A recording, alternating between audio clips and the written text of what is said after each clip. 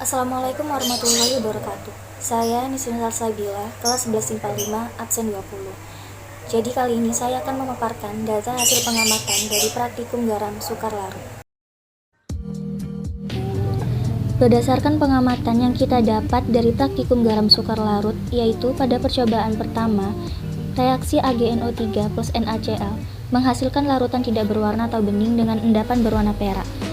Sedangkan pada percobaan 2, Na2SO4 plus K2CrO4 menghasilkan larutan berwarna kuning tanpa adanya endapan.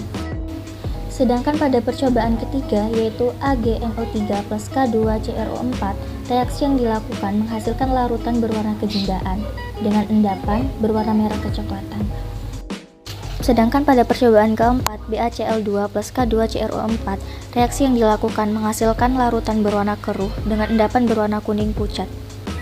AgNO3 diionisasikan menjadi Ag plus NO3-, sedangkan NaCl diionisasikan menjadi Na plus Cl-.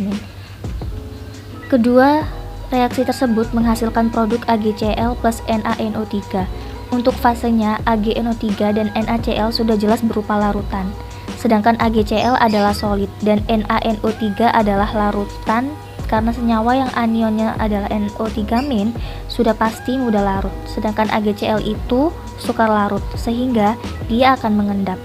AgCl inilah yang kita lihat sebagai endapan pada reaksi pertama, yaitu endapan berwarna perak. Karena persamaan sudah setara dari reaksi pertama. Selanjutnya, pada percobaan kedua, kita juga mengionkan Na2SO4 plus K2CrO4, di mana kedua reaksi tersebut menghasilkan Na2CrO4 plus K2SO4. Na2SO4 diionisasikan menjadi Na plus SO4 2-, sedangkan K2CrO4 diionisasikan menjadi K plus CrO4 2-.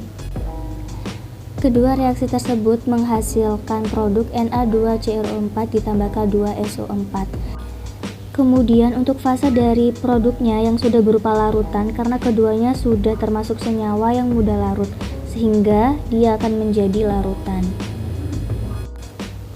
Maka dari itu, tidak ditemukan adanya endapan pada reaksi kedua ini.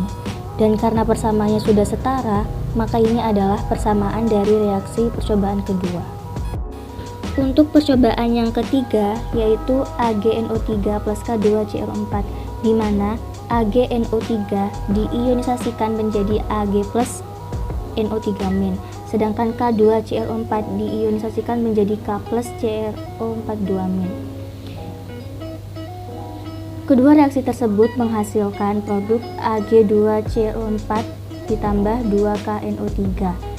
Untuk fasenya, AgNO3 dan K2CrO4 sudah jelas berupa larutan, sedangkan Ag2CrO4 adalah solid dan KNO3 adalah larutan.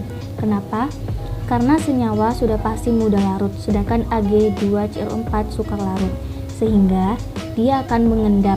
Nah, Ag2CrO4 inilah yang kita lihat sebagai endapan pada reaksi ketiga, yaitu endapan berwarna merah kecoklatan.